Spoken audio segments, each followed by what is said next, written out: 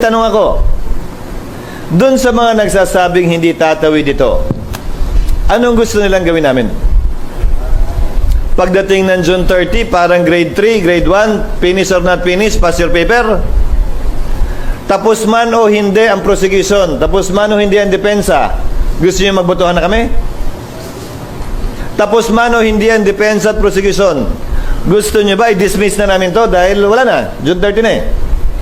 The law, as a principle, frowns upon not completing what has been started. Sa simpleng pananalita, kasabihan ika nga ng matatanda, kung ano ang sinimulan dapat tapusin.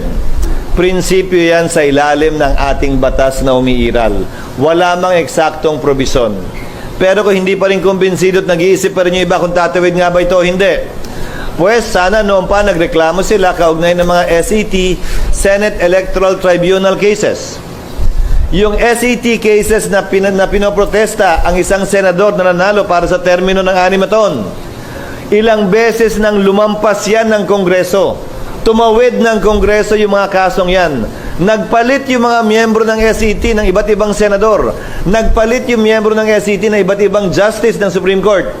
May nagreklamo bang hindi tumawid? May nag-question bang hindi tumawid? May nagsabi bang bawal yon? Wala naman.